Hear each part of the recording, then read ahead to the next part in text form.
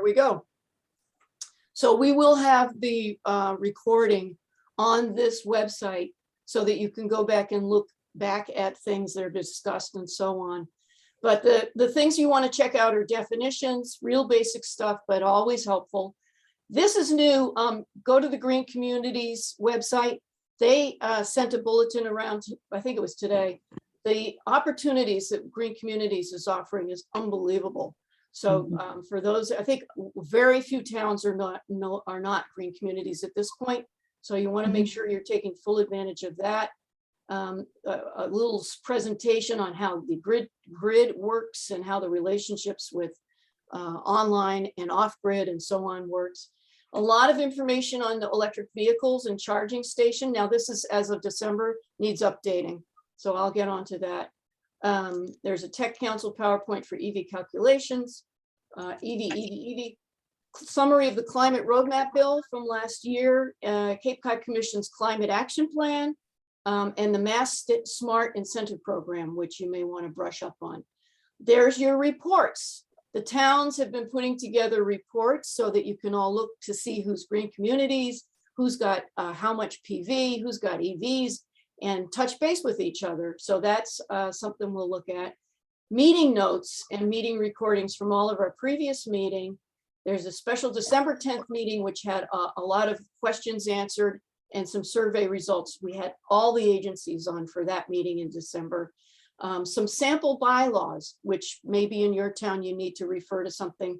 The Cape Cod Commission model large-scale solar bylaw, for instance, is on here. So a lot of good information for you. And with that, I will show you very briefly the compiled reports from the towns.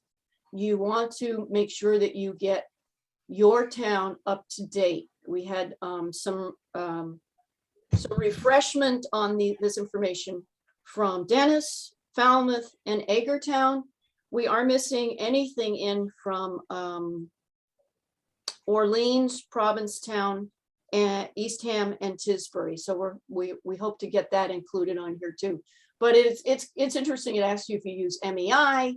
Are you level 2 or 3 for your charging stations? Are you charging people to use your charging stations? Or have you converted from oil to electric heat pumps at town buildings? Those kinds of questions.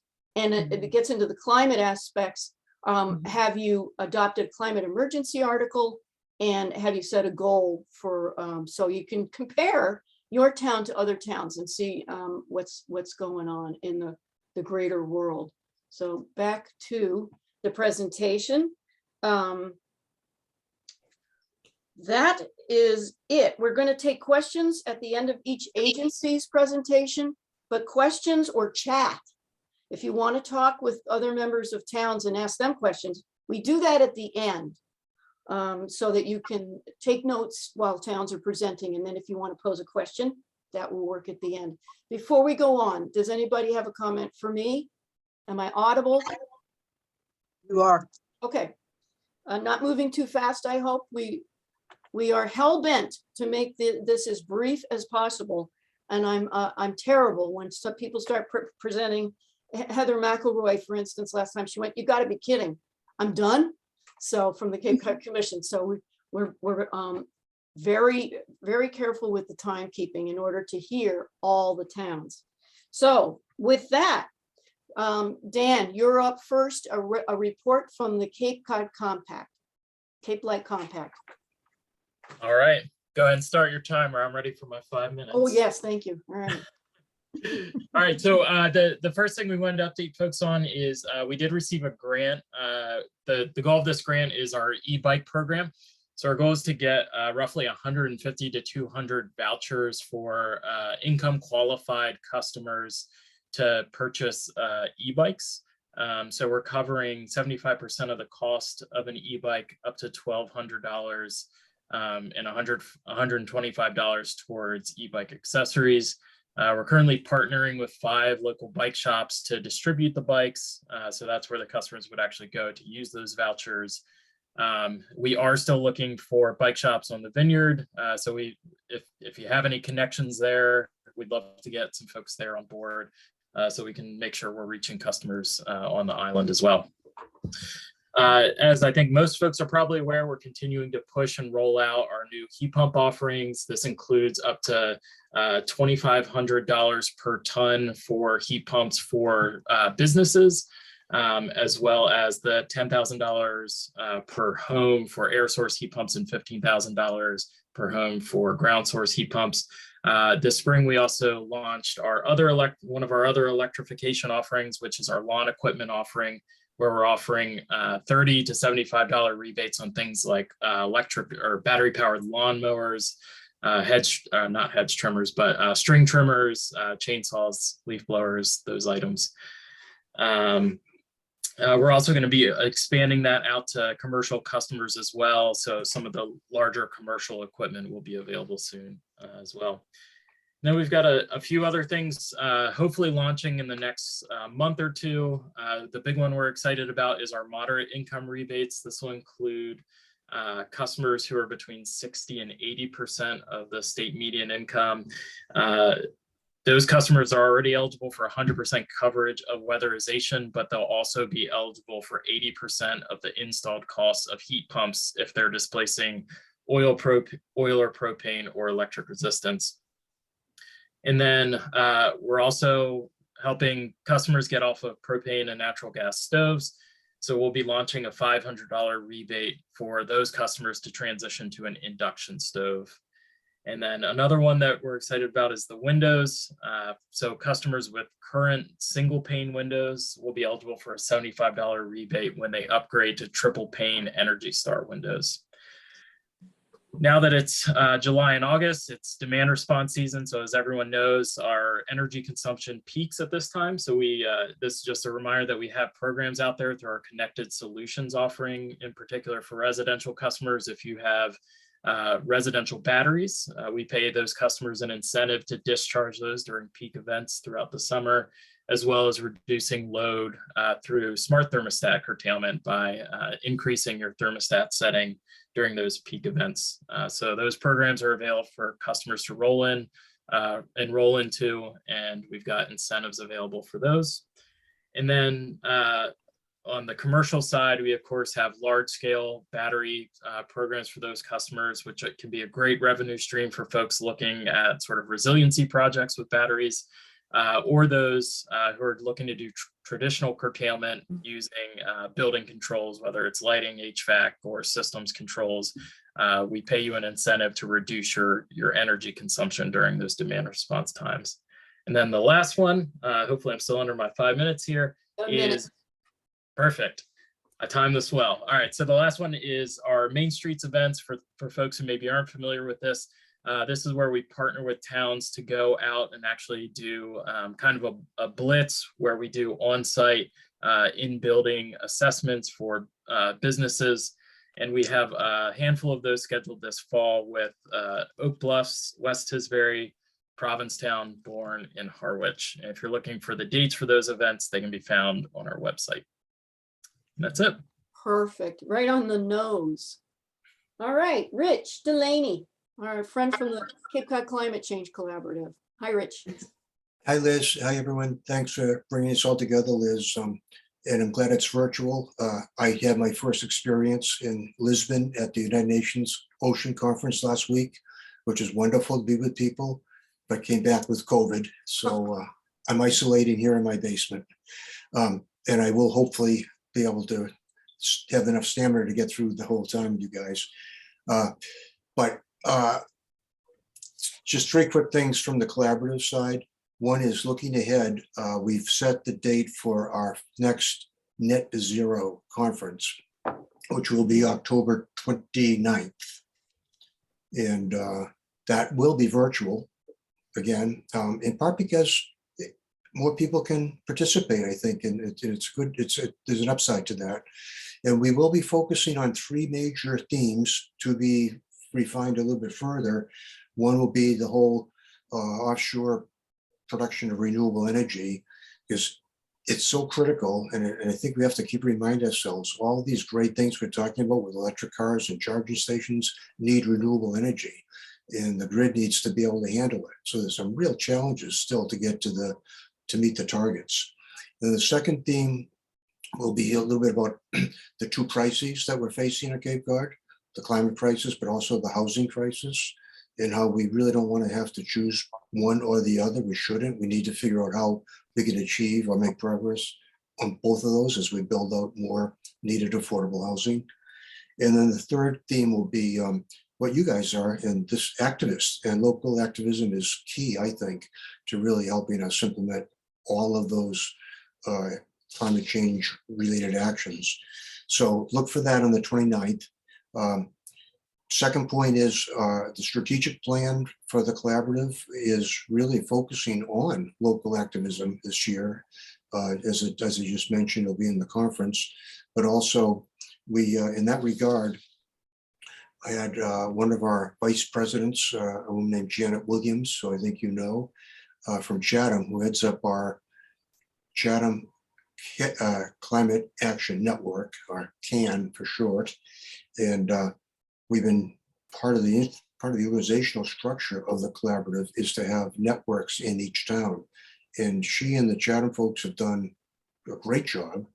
And she then last week on the 28th of June, I guess, convened, I think some of you probably, about 34 people attended to do just this good thing that Liz, you're doing, an opportunity for people to share lessons learned, secrets about how to get things done, reinforce each other's targets and skills. So that write-up from that will be available on our website. We also, at that conference, suggested that one of the things the collaborative could do to help reinforce and help support activism at the local level for energy committees, climate committees, anyone else who wants to be an activist, is to perhaps host and convene more regular meetings like this one, like the one we had, perhaps even monthly. We also have agreed to put a web page on the collaborative webpage, a site on there for each town to build out its own activities. So if you are interested in having your town have a particular page on our website, please contact our website. Fran Schofield is the person to contact. And we have a whole other series of ideas about how we could be helpful with local activism came out of that meeting. I won't go through them all now, but if you want to be part of that, please just send an email to info@capecodclimate.org and just say you're interested in the CANs, the Climate Action Networks, and we'll be happy to include you in everything and all of what we do going forward. Because again, I think this is where the action is. Yes, it's great to be in the international arena with all the presidents, and that has to happen. But I believe where the real action is what you guys are doing on the ground right here. So keep it up, and happy to help support it any way we can. Thanks, Liz.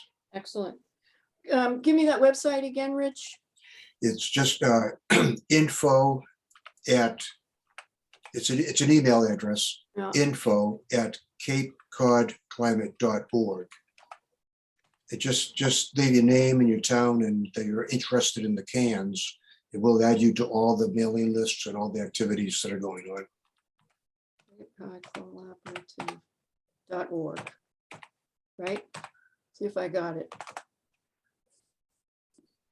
Yep. Okay, great. Good, All right. thanks, Liz. Yep. And next up, we have Bill Lake from Cape and Vineyard Electric Cooperative. Thanks, Hi, Bill. Liz. Hi. Hi. CVEC is moving forward with the results of its round 6 procurement for solar plus battery storage projects. We've awarded 5 projects to a single developer, Amoresco, 4 of them for towns on the Cape and 1 for the Martha's Vineyard Airport. So contract negotiations are completed and those projects are now moving forward. There were a number of other projects on the island on Martha's Vineyard that did not receive any bids in response to round 6. There were some obstacles to getting developers to want to work on the island. We are going to recirculate those projects with some revised terms that we hope will elicit more interest from the developers. We just received from DOER a 1-year extension of a grant to provide a 250 kilowatt lithium ion battery at the Dennis Yarmouth High School in Yarmouth, which will serve, that school serves as an emergency shelter. The battery will provide backup electricity in the event of an outage. It will supplement the diesel generator when that needs to be used. And it will participate in the ISO New England On Peak Hours Resource, Connected Solutions, and Massachusetts Clean Peak programs. And we're going to use it as the basis for providing a renewable energy curriculum to the students, which will help to develop. The Round 5 project in Oak Bluffs has now gone live. This is a 231 kilowatt solar project at the Oak Bluffs Elementary School.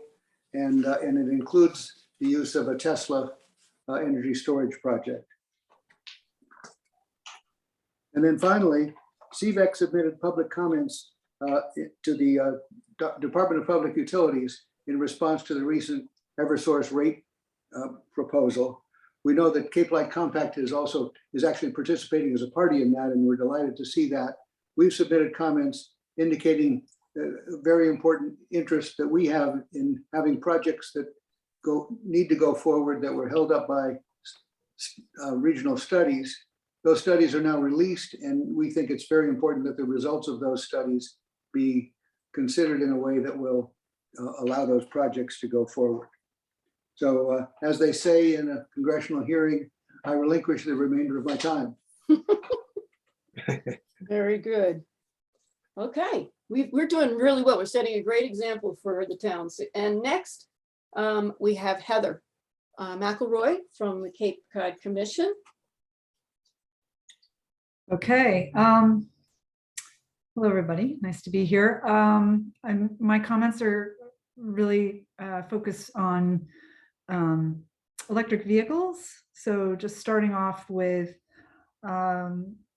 maybe an update in case you weren't aware that there is a MassDOT charging station operational at the Harwich Park and Ride since December this past year. And there are plans for charging stations at both the Barnstable and Sagamore Park and Rides later this year. So that's in the works. Heather, can I ask you what level those are? Do you I'd know? have no idea. I'm sorry. Yeah. I'm happy to take questions back, and Steve Tupper, one of our deputy directors, is more familiar with all of these EV updates. Okay.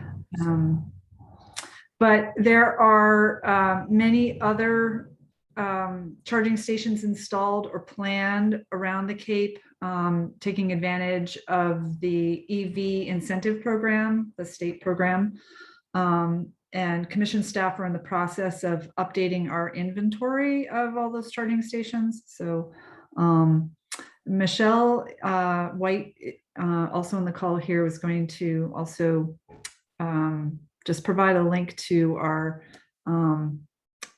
online tool that tracks some of this information. So that's a resource that you can check out later. I think the other sort of notable thing to say is that commission staff or transportation staff recommended that Route 6 should be designated an alternative fuel corridor. This is something that, if accepted by MassDOT and Federal Highway, would make a lot more federal funds available for various improvements along the corridor. So I think that's an important development. It's in review by MassDOT at the present time. And then MassDOT is also in the process of developing their own EV deployment plan, which is due August 1st. So, and those are my updates. Excellent. All right. Didn't have to come down on you at all. Okay. Elizabeth, Martha's Vineyard.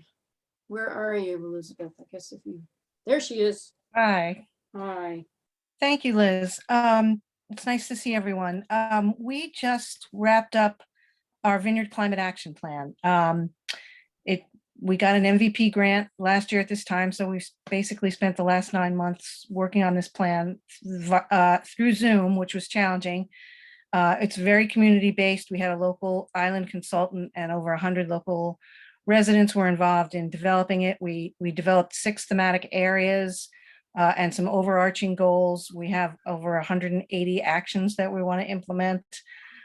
We did a lot of community engagement. We had monthly events based on the themes.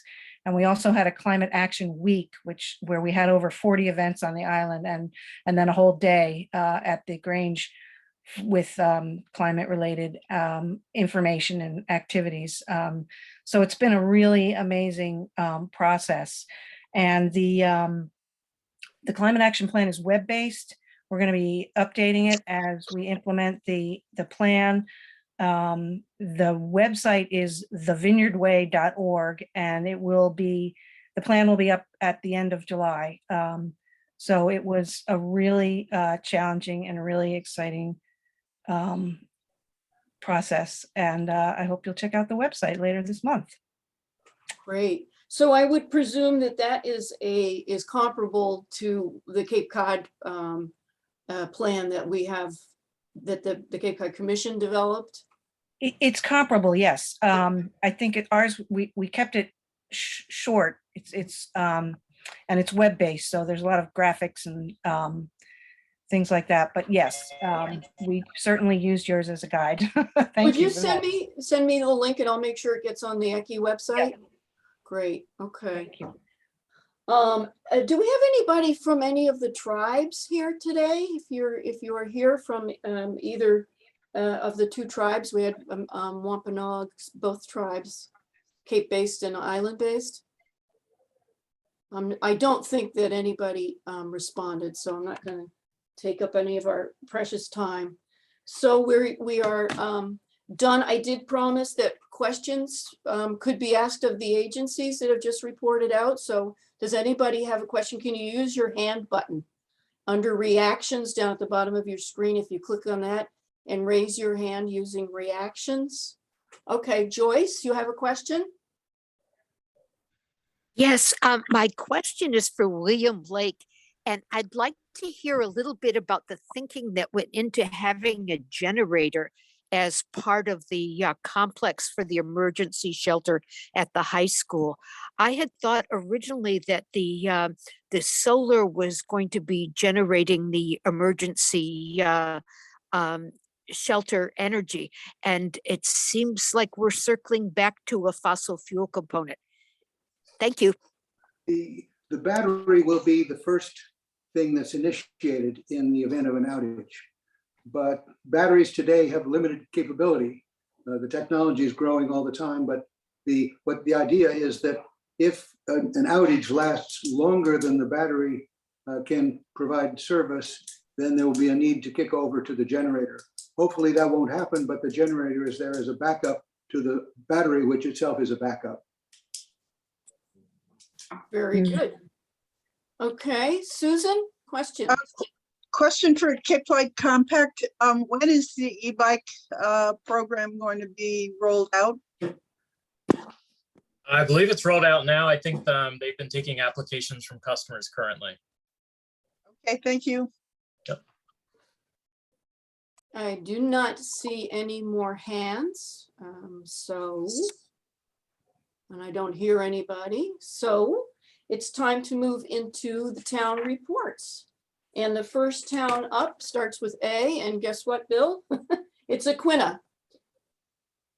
I always wish that was what I got in elementary school. I was always the middle of the alphabet. So whether they started at the beginning or the end, I was always somewhere in the middle. So I'm happy to be Aquina today. 2 important things to report. First is that the town meeting adopted 2 important initiatives intended to encourage energy transformation in town. One is a requirement that all new construction or substantial renovations in town be all electric, that they rely not on fossil fuels, but on electricity for heating, cooling, and hot water. We are now the 9th town in the state to adopt such a requirement. The 8th was just 2 weeks before West Tisbury. And there's legislation that's now in conference in the state that would authorize 10 towns to do this. So if that legislation survives the conference committee, as numbers 8 and 9 we hope to be included. Why they don't allow all towns to do this is beyond me, but I think this is probably a first sort of toe in the water by the legislature. And if there aren't any disasters, I assume that they'll authorize more. So I would encourage every town in the state to consider doing this. It requires a home rule petition in order to do it. But what you do is you adopt the new bylaw, and then you file a home rule petition asking for permission to implement it. And the more home rule petitions they get, the more likely that the legislature will move on this. We also adopted, and this is something that only West Tisbury and Aquinnah have done so far, a requirement that all new construction or substantial renovations be wired with an outlet for an EV charger, a 240 volt outlet for a level 2 charger. It costs almost nothing to put such an outlet in when you're building a new house and the electrician is on the premises. But if you have an existing building and you want to call an electrician and ask him to come do that, if you can get him to come at all, it's very expensive. So we think it's important that we not continue to build buildings that aren't ready to support an electric vehicle. The other thing I can announce is that Chilmark and Aquinnah together applied to a federal program. It's called ETIP, which stands for Energy Transitions Initiative Partnership Project. This is a program of the Department of Energy, the federal department, which is intended to help remote and island communities. And we told them that Chilmark and Aquinnah are both remote and island, to develop energy transition plans. And we were approved. We were one of 13 applicants in the country who got their proposals approved. And it's an interesting program. It's not a grant. They don't give you money. What they do is they give you the time and attention of federal experts who are something called the National Renewable Energy Laboratory in Boulder, Colorado. We're having our first session with them on July 19th. And what we want is, we think we have pretty good goals.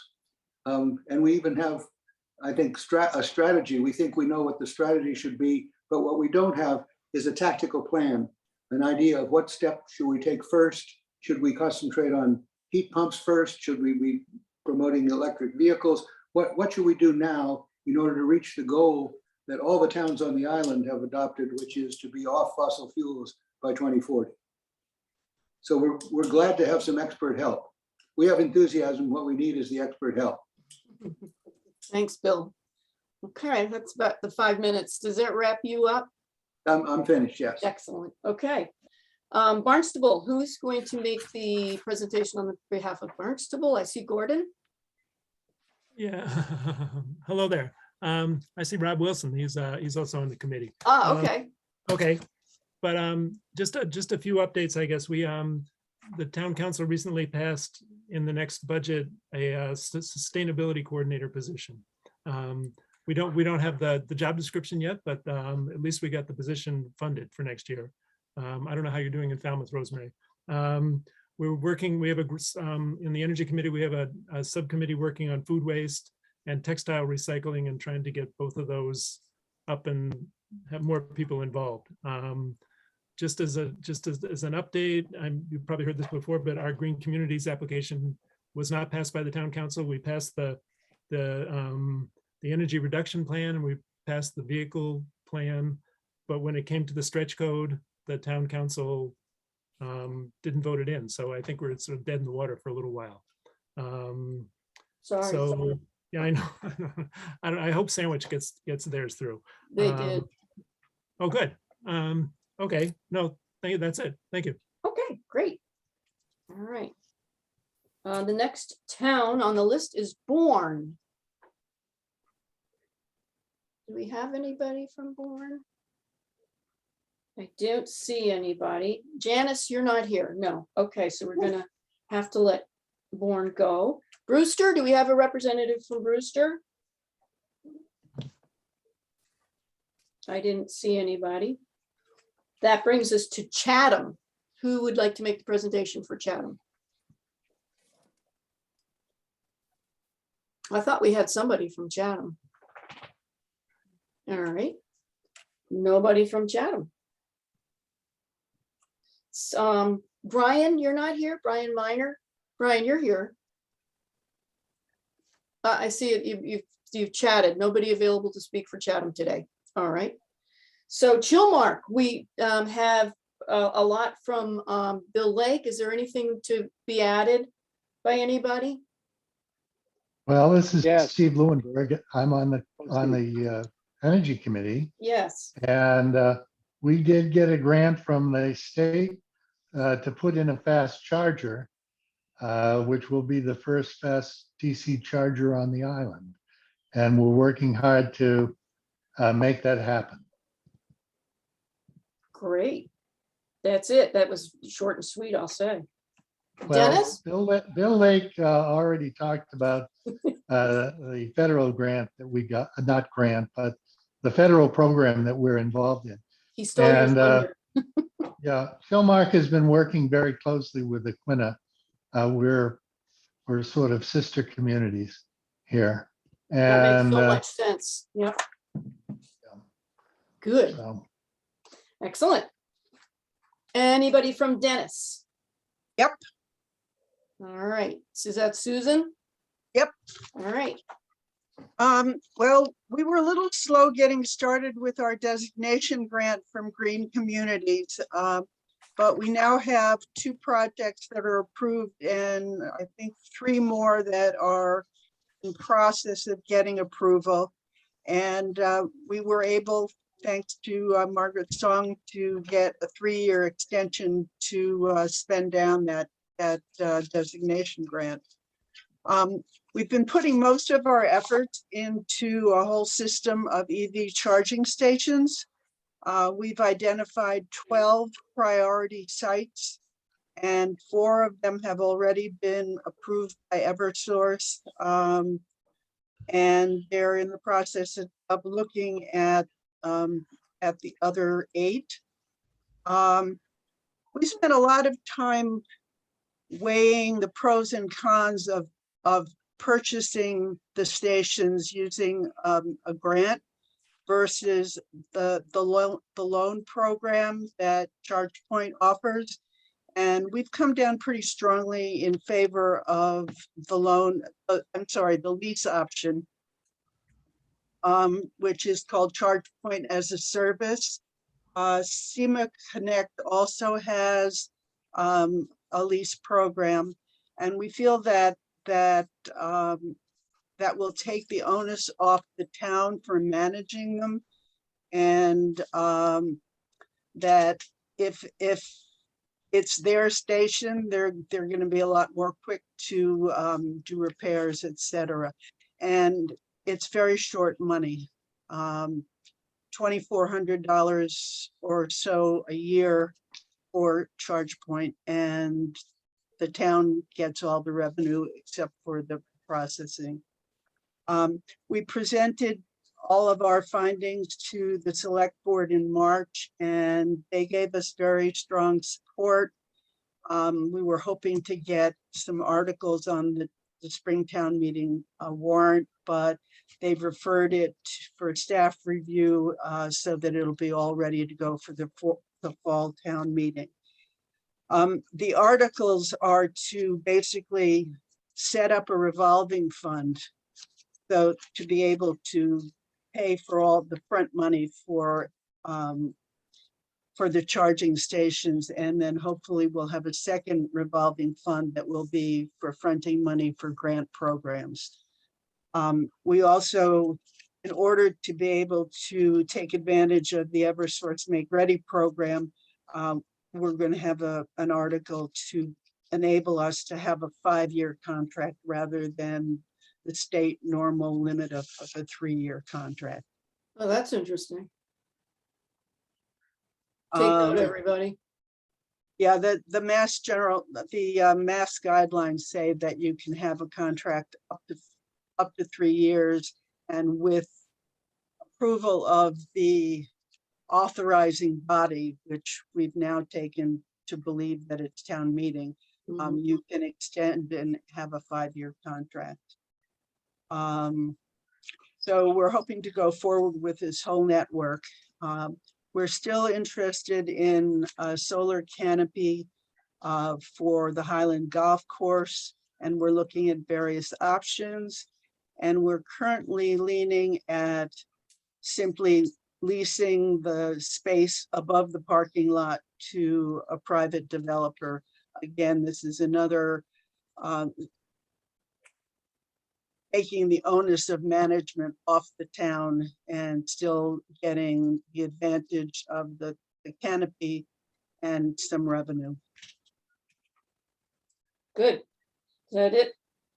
Yep. 1 minute. Everybody's doing so well. Julie Kenny, are you here? I know Julie Kenny is also from Dennis and she represents the climate group. So I'm trying to make sure that anybody who has 2 of those groups, they get an opportunity, but she's not making herself known. I don't believe we have anybody from Eastham. If I am wrong, speak up. Eggertown, Alan, you gave quite a report already. Do you want to add anything?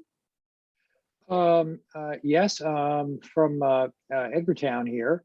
For one thing, the VTA's inductive bus chargers are now operating in Edgartown at our Church Street station, and they're all very innovative sort of stuff. The bus, the e-bus parks over the charger plates in the street, and the bus battery gets charged by magnetic induction. And so the idea is that while the bus is just waiting to start its next round, it can be charged in small increments, and this allows the bus to run all day and evening. And so this means that in Eggertown and other parts of the island, we have quiet and non-polluting buses now, and this is a great thing, particularly if you happen to be at our buildings listening to all this noise. It's all gone. Our Green Communities application is completed, and we're waiting an announcement of acceptance, and that'll mean we'll be starting our work on our energy savings measures in FY 2023, of course, which is now. And we have 2 big projects that will be sort of first up with large energy savings, and they're both for the elementary school.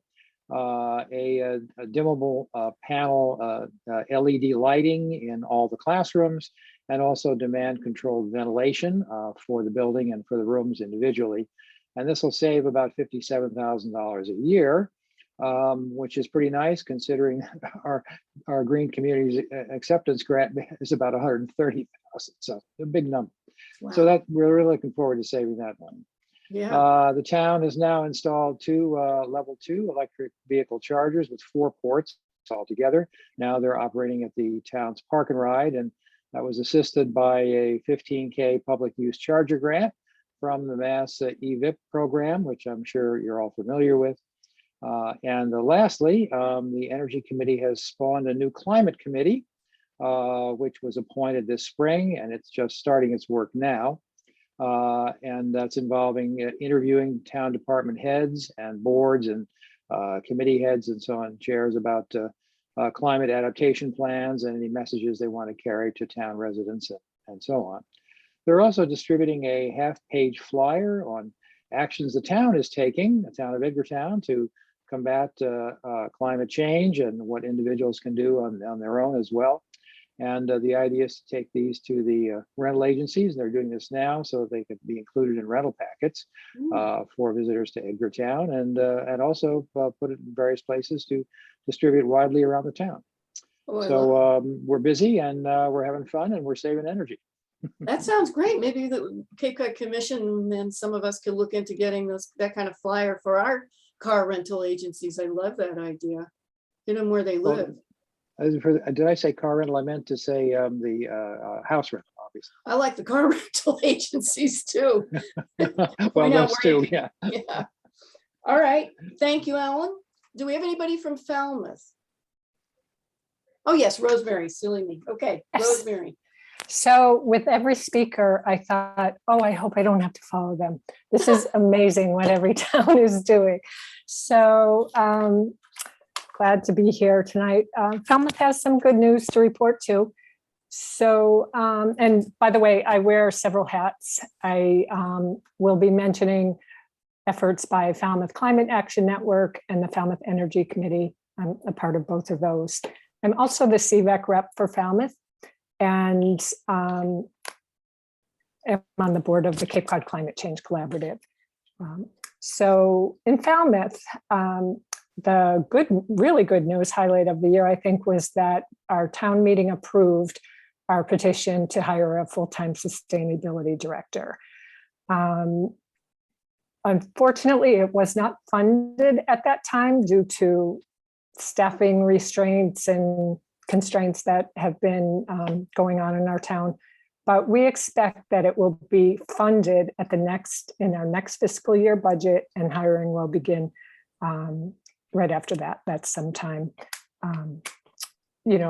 after our next town meeting in November. So we also we achieved Green Communities in 2021, and were awarded a very generous grant, $800,000. And Wow. those funds will be used mostly in our schools for energy efficiency, boiler upgrades, LED lighting, etc. And the implementation is still ahead of us, and we hope to be taking advantage of the grant that is available to implement your first year in the Green Communities program. Just because our town is completely, overwhelmed at this time. As is, I'm sure, other towns too. It sounds like a good program, so we're looking to that. So we continue to advocate for the procurement of electric vehicles. We've written an article in the Falmouth Enterprise on that, and also on other topics of, and when I say we, that was the Falmouth Energy Committee, sorry. And other topics that we're actively advocating on is hybrid ferries with the Steamship Authority, electrification of our buildings and homes. Let's see. Okay, and we have a new member and a great team, and we are looking right now to expand to really defining our net zero plan in Falmouth. So we'll be looking very closely at the Vineyard Plan and others. And so I don't really have much to report on that, but that's where our sights are set on. Awesome. And then, of course, we have Mayflower Wind's offshore cable landing coming through Falmouth. And that has been quite controversial. Both the Energy Committee and the Falmouth Climate Action Network support it. And we're educating ourselves about it. And Mayflower Wind made some changes and announced them at a public meeting recently. So we're looking forward to their new plan, and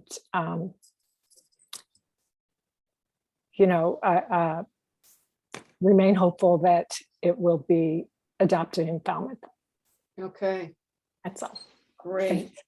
All right, you reported for two committees and you still stayed under 5 minutes. Okay, that brings us to Harwich. With lots of representatives from Harwich. So we just had a meeting. We just had a meeting recently. So anyway, we've been a green communities town for a while now. Our next grant is for upgrading the HVAC at our community center, putting high efficiency stuff in there. We've had a couple of CVEC projects that have been completed. At Cranberry Valley Golf Course, there's the golf cart canopy, and Monomoy High School got solar panels recently. We are continuing to encourage the town to look into expanding our charging stations. We have that one at the Park and Ride, but that's not much. That we've met a little resistance on some of these, getting electric cars and charging stations not on the town's, not the top of their priority at this point, but we're going to keep pushing for that. And we are trying to do some investigation to sort of see who's in charge of our Green Communities program. We've had a lot of turnover in town staff. And so we're doing a little investigative work to find out who's in charge of that. It sounds great for those towns that can afford to hire a sustainability coordinator. I'm not sure Harwich is going to go that direction.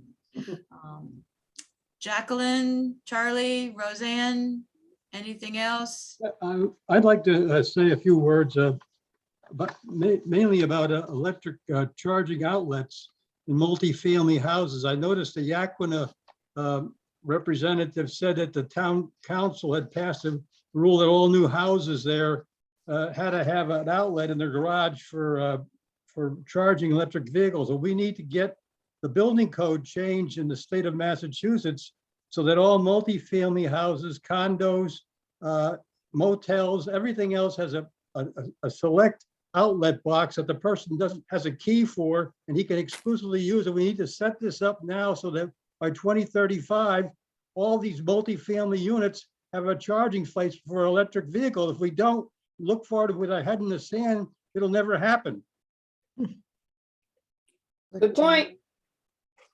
Anybody else? Jacqueline? Roseanne?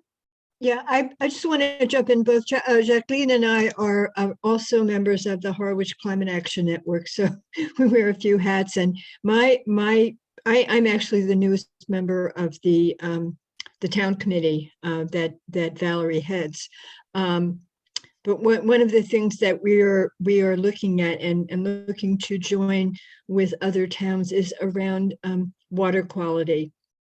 And I understand that that's not exactly part of the energy picture, but it is part of the climate picture. So I just wanted to put that in that you know, our water is precious and it is being compromised by practices, a lot of landscaping practices that are far from healthy. So, and I think that there's a bit of a turnaround. Indy Gottlieb from the Association for the Preservation of Cape Cod has taken a very strong stand about doing something that is going to bring results sooner rather than later, because if we wait too long for the perfect plan, some of us are not going to be here. Okay. So that's all I wanted to add in my 2 cents. Jacqueline, there's another minute for Harwich. I would like to say that I would like to be able to learn from what we have heard. For example, specifically what Alan Stradler shared. We can learn from what you say, but we need to be able to have access to those things, you know, slowly, and make a listing and go ahead and work on them. Are you saying you would like to have access to their plan? Yeah, for example, could we get the emails of all the people who have been here and contact them individually with specific questions? I think we want to avoid too much of that because we don't have that permission. We can seek it, and I'll put it in my notes. But in the meantime, why don't I specifically, I can talk to Alan on your behalf. Okay. Here's Alan.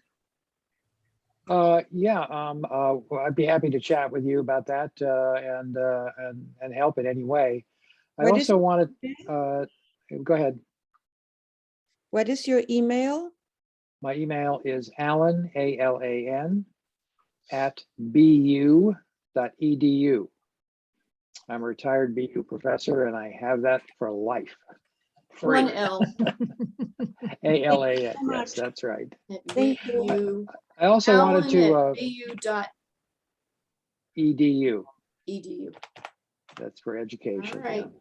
There it is. And I also wanted to tell Charlie something. I just got off a seminar on the stretch code, and they're now adding to the stretch code a requirement for 20% of spaces for residential buildings, as he suggested, are going to be required to have EV charger wiring according to that. So there are people thinking and worrying about that, just to reassure him on that point. Oh, that's great news. I see Bob Wirtschafter from Chatham has joined us. Bob. Well, he was here for a minute. No, I'm here. I'm here. Okay. So I really wanted Oh, there he to is. speak to the new code that Department of DOER has put out as a proposal. There are actually 3 codes that any town can vote for. One is a standard code, which is not much better than what's being built now. The second is the new stretch code, which is very significantly stricter than the old one and does have some requirements for electric vehicle wiring. And the third is a supplemental code that towns can vote that would require that every building built is net zero ready. So that means you don't have to put your solar collectors on. You don't have to have an all electric home, but you have to have the wiring for both. And you do have to have an electric vehicle charging connection. And I really believe that the whole Cape needs to get together as a group and vote in the town meetings for that supplemental code. If we all go in together and say that's what it is on the Cape, you want to build a house here, it has to be net zero. We can't afford to have anything other than that. I believe we should have a coordinated effort in working that through. We'll be working and developing some of that in Chatham. I also am doing that as part of my work overseeing Mass Save. So please let me know and we'll get stuff to you. But there's a couple of hearings coming out where people can speak to it. I did see that the Massachusetts CAN was a little critical of the code, not going far enough. I think they missed the point that it needs to get voted on by towns. And if the requirement was an all electric homes now with no gas inserts, with no gas cooking, I do not believe that we would get the towns to vote for it. So I really think that the DOER is putting out the right supplemental code, but we will need every town to vote that and get 2/3 of their town to vote for it in town meetings in the spring. So that was my, I just wanted to interject on that. Did Brian already speak about Chatham or? He did not. So if you have Okay. any comments about Chatham, please carry on. Sure, we saw the report that the Cape Cod Commission did on the economic impact of sea level rise of $50 billion to the Cape over by the end of the century. And we worked with the Cape Cod Commission to put together a presentation for Chatham, where that number was about, we estimate about $3 billion in economic loss. And went before the select board, made a presentation about how the action needs to be now, got the select board to give us permission to begin to put a roadmap together for 6 areas that we're now defined as areas that we need to change what we're doing. One is salt marsh protection and allowing for mitigation. The second is septic and clean water.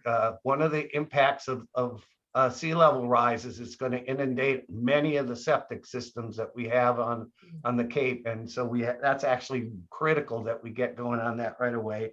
The third is the building code, which I just mentioned.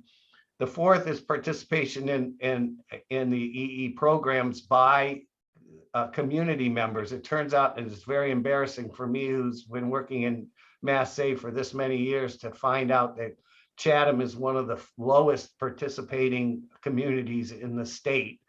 And we have actively worked with the businesses so far to get them to sign up. And we're going to be working with Cape Light to try and work with the non-resident community to get them to sign up, because they probably don't even know about it. They're not here but their houses are being heated all winter. And so we need to sign them up. The last one, we do have EV chargers. We've expanded that to include all kinds of transportation options, including how we deal with parking, so people are not cruising around downtown looking for parking spaces. And then we have another action item for development of a new resiliency bylaw and certain regulations that are better done through. Some of this is going to be better done through regulation than through bylaws, but we're looking at things like stormwater runoff, coastal protection, and a number of other areas where we have bylaw issues. There was a bylaw training that was at Clark that SNEP did that unfortunately Janet was going to go and got COVID, so we have to watch that on. We haven't watched that yet, but there's so much going on. We just need to keep organized here and keep our, keep pushing very hard on all this. The economic impacts of $50 billion that woke up our town. Well, that's an important point, because if you can tie a price to it, the towns will pay attention. Yeah, and then that's just the sea level rise. That's not really all the other thing. It includes the loss of income from tourism because your beaches aren't there, but it doesn't talk about the impact of the climate on your vegetation and other things that are going to be gone. If we just one more quick fact that we've gotten out of this study so far is that 1 foot rise in sea level will inundate every salt marsh in Chatham, completely destroying the salt marshes, which are so vital to so many things. I'm happy to give you the materials that we've prepared and on any of these. So go ahead and send me an email or talk to Liz and she can get in touch with me. In fact, I think it sounds like these are some of the kind of critical action items and materials. Heather's cat just walked across the screen. That if you do send it to me, Bob, I'll get it on the ECCCI website. Okay. So it's in one central place. And there are some, when we opened the meeting, I showed them the ECCCI website and I noted that there are some bylaws. And the fact the Cape Cod Commission's model, large scale solar bylaws on there. So those resources are starting to get into one place. So if you send me some more, I'll put them up. Be happy to. Okay, that's it for Bob. Thank you, Bob from Chatham. I don't believe we have anybody from Marion. Marion, the librarian. Okay, moving on, Mashpee. Mashpee. Nope. Okay. Lauren from Nantucket was going to be with us. Lauren, are you here? Don't see her. Okay. Oak Bluffs, I think we've heard from everybody, but Richard Toole from Oak Bluffs, or if you're here, let me know. I think the comprehensive report from Alan included a lot of what Oak Bluffs is up to. So that brings us to Orleans. And I see Andrea's here. Yeah, I'm here, but I'm not the official reporting group. I'm here to observe and learn. And I think it would not be a good idea. We have a version of CAN that we don't call CAN because we already have a different group called CAN. But I met with the two representatives from our local version of CAN, and neither of them are here today. So I would not, Orleans is really busy. We're doing a lot of stuff, but I don't feel right reporting on their particular perspective. Well, you know, we don't have a report from Orleans either, because the new committee is much more functional. So I will send that to you, Andrea, and maybe you can get that in front of somebody and we'll have. Well, Susan, yeah, the new town committee could take that over, or the new volunteer committee, and they have a great agenda and they're very busy and they are organizing and working with me at the select board level. So give us a little bit of time and then we'll be Andrea, by the next one. Very good. Just so everybody knows, Andrea is on the select board. So and Provincetown, I'm fairly certain we don't have Lydia or anybody from Provincetown. So that brings us to Sandwich.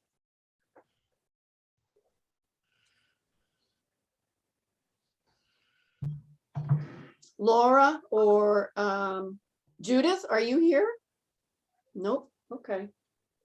Well, I can report, and I thought that I was gonna steal their thunder, but Judith let me know very recently that the Board of Selectmen have okayed that a sandwich go for green communities. So that is news. And I'm sorry to steal your thunder, but what the heck. Tisbury, nobody is here, but we heard again a very comprehensive report from Alan, so thank you. And that brings us to Truro. Do you have anybody here from Truro? Okay.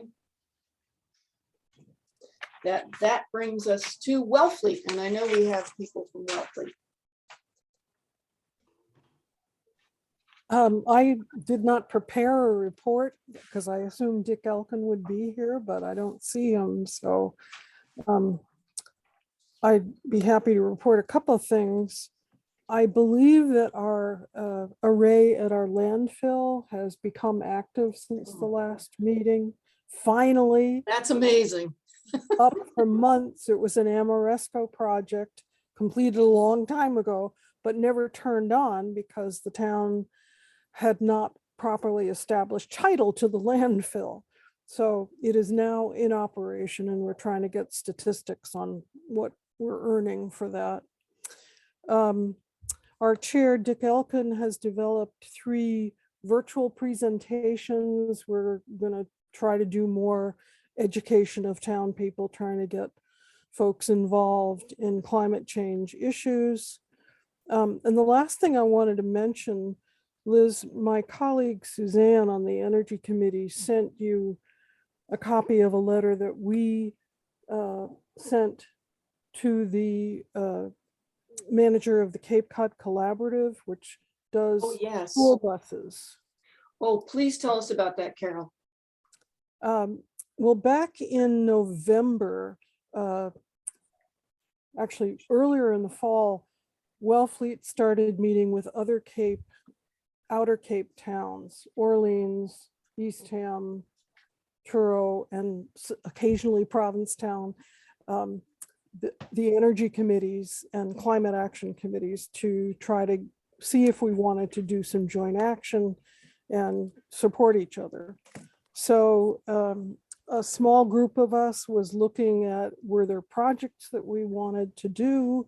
And we were very impressed with the work done on Martha's Vineyard to get their electric buses.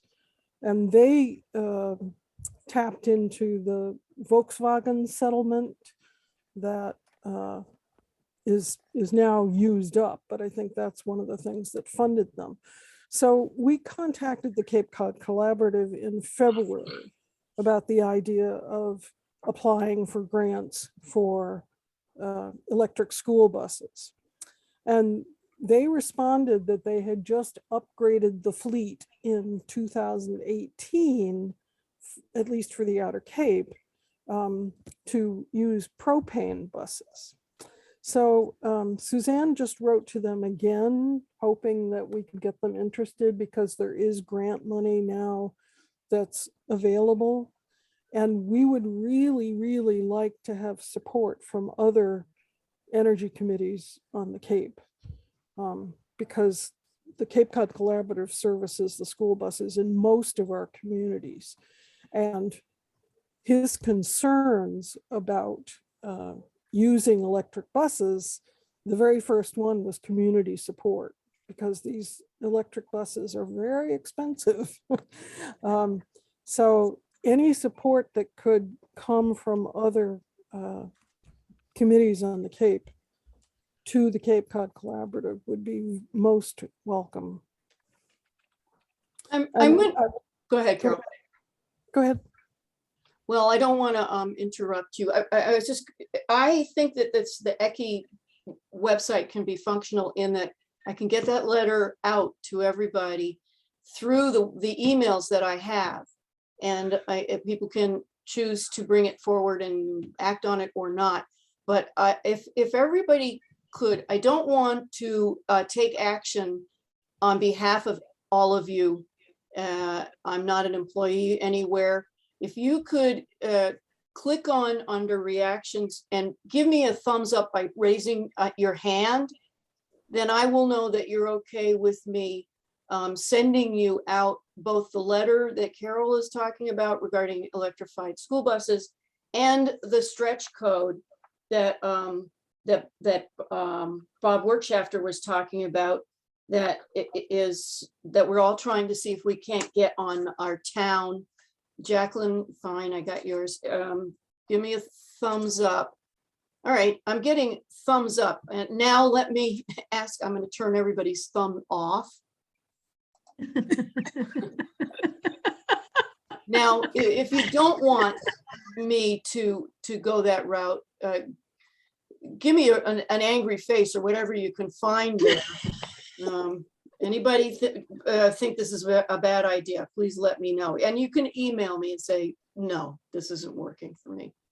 I don't see a whole lot of outcry. So I'll take that on to help bring us together on both the third supplemental stretch code and this Cape Cod collaborative bus thing. Okay. Did you have anything else, Carol? I don't, there's Lillian Green is here. Does she have anything to add? Lily? She was here. She was here. We Where had did she 27, we're go? down to 25. Okay. She may be. That's all that I could think of. Well, without- very good for a on the spot report. I don't believe we have anybody from West Tisbury, but again, Alan has given us such a thorough. I would just, Liz, yeah. I do have a very brief report from West Tisbury. Very And good. actually, Bill actually already gave the one point here, and that is that it was West Tisbury and Aquina who sent that home rule petition to the legislature for the 100% electric. And as Bill said, Aquina was number 9 on that list, and West Tisbury was number 8 on that list. So that's what they're hoping is that they'll be able to get that through as one of the 10 towns that seem to be in the bill at the moment. But that's it for West Tisbury. Now that might be something that I should also get on the ECCCI website and have as an option for people to have a community action item in that home I rule. think, yeah, I was gonna say, I've seen Bill's petitions that they used in Aquina and West Tisbury, and he sent them to me, so I think he'd be happy to send them to you and have them posted. But every town's a little different. You still have to I'll check send them with off to legal, but Yeah. Now, drum roll, last town, Yarmouth. Okay, well, this year you may have saved the worst for last. Let me give you the happy news first. Oh, this is Joyce Flynn. We have annual town meeting approval for 100 police vehicles. The town has an application in earlier this year for one of the competitive Green Communities grants to continue our green progress. And the Energy Committee now has a new member, Camilla Flannery, who just moved to South Yarmouth and is a sustainability architect. And you'll meet her at our next ECCCI, we're calling ourselves ECCCI meeting. Okay. The best, for those of you who read the papers or even the papers, is the disaster that is Solarized Yarmouth Plus. Those years of successful programs with Solarized Massachusetts, we were the very last one, and we were the Titanic of Solarized Mass programs. We were a committee solar coach who had a PhD in engineering management, 3 energy committee members, 3 green community members from the UU at Barnstable, another person who had been in the energy industry, somebody from Cape Air. Our company that was chosen after being presented to the selection committee as having met threshold minimum criteria was in 2020 in Wired magazine, one of the fastest growing companies in the US. And in July 2021, although our program was already underway and people had already placed orders, and we were, a third of the way through our program, there were 3 different vendors suing them for vendors not paid in various capacities for $384,000. Things limped on for a while, but in retrospect, it looks as if we had a person who was taking in down payments from Peter to pay Paul. And we are distressed about this beyond belief. We're currently working with state agencies. Clean Energy Center is going to help us with the technical help for the arrays that are up and aren't inspected, but can't be inspected without an electrician hired. The ones that are in need of net metering paperwork, or one I came across just in customer interviews today, someone who is net metered and that whole program is working, but and has a document number for the SMART program, but it's a file number for an empty file. So we're looking and we're determined to make these customers whole. And so it looks to us like Energy Committee is going to be going 2 ways in the next year. The half of the members who were involved in the Solarize effort are going to be working on that and trying to get our customers whole. We're aiming, I'm not sure it's realistically, but we're really going to try to have them whole by the holidays in December. The other half of Energy Committee is going to explore what we had hoped to be our project when we wrapped up Solarize, which is research into native shrubs and trees. Energy Committee had decided, as it laid out its plans a year ago for the Board of Selectmen, that we wanted to encourage tree plantings as memorial gestures that would last longer than, say the wooden piers, the wooden planks in that pier at Gray's Beach that gets taken out every 3rd nor'easter. We also thought that would be a reassuring thing to mourners in a time when maybe people are cremated and don't have grave sites. And we also, of course, thought it would be, an excellent thing for the climate here and for the planet to get trees to put more oxygen back into the air. So half of Energy Committee will be working on that, while the rest of us works on the disaster that is the aftermath of our vendor with Solarize Yarmouth. Sigh. It's so crushing, Joyce. You've worked so hard. It's like, I think everybody has seen the news, and so everybody's familiar with what she's talking about. Solar Wolf and Mass Clean Energy Center, a program that has been very successful. This is the same program that was extremely successful in Wellfleet, Truro, Outer Cape, and even Bourne on the Upper Cape did it, and that they were one of the first ones, and it was successful with all of those. And we picked a Massachusetts company, Auburn, Mass, with a national presence, and they got sun power certification to be able to do it. So we had the best products, the best 25-year warranty on panels, and we have a crazy man who owned the company and I think was drinking his own Kool-Aid, and all of a sudden everything is gone. I mean, in April, people are taking orders and installations are going up. And then on May 2nd, all phones are not being answered, and all but the founder owners' email accounts are discontinued. So our customers will get some help from state agencies, and our elected officials have been great. But a problem is that since all the employees were cut off right away with no notice, which is illegal, and then all their paychecks bounced, which is also illegal, And then finally, the salespeople's commission checks, which had been mounting up to a certain amount before getting paid, since those bounced, all of our homeowners are going to be second in line after the employees in terms of distribution of assets.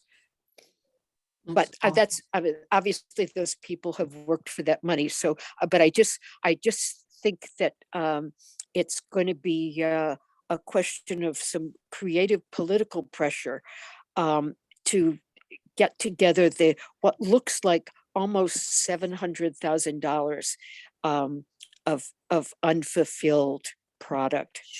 We're getting the Clean Energy Center. They've promised to do all the technical inspections, and they're going to hire people to finish installations. And since solar professionals have to do the smart paperwork and so forth, they're going to do that. But we still are going to rely on state help and on negotiations with SunPower, the manufacturer who certified Solar Wolf. Yeah, Jesus. And then who turned around and competed with them after discovering through Solar Wolf's work for Solarize that the Cape was worth their doing direct sales in. Yeah. So Solar Wolf suing SunPower and vice versa. I'm astounded at the size of the mess. It's like right up there with the Cylindra going under, and I hope it doesn't have such a negative impact on efforts to push renewable energy in New England as the Cylindra bankruptcy did. Oh God, let's go to the happy news if we can at the end of the meeting. So, does anybody have a chat, a question, something you want to bring up to the whole group? We've kind of done that as we've gone along, which I think is great. But is there anything else? If so, raise your hand. Okay, Roseanne. Yeah, I was putting some stuff in the chat and you asked me a question. Somebody was talking about planting trees as a memorial. And I'm part of the Faith Communities Environmental Network, which is part of the Cape Cod Climate Change Collaborative. And one of our members, Lou Stern, who is in Falmouth, did a recent project. It was written up in the collaborative newsletter by Fran Schofield. He had access to, I forget the kind of trees they were, but he was able to make them available to a lot of people. And sometimes people were using them as memorials to somebody who had passed on. Okay. And yeah, so I think Oh, Roseanne, thank you. This is Joyce, and I do see it in the chat. Thank you so much. My chat Okay. is down, so yes, if you all, for some reason, it's not working. So yes. it's go and basically, find- it's loustern@comcast.net. There you go. Easy Anybody peasy. else Thank you.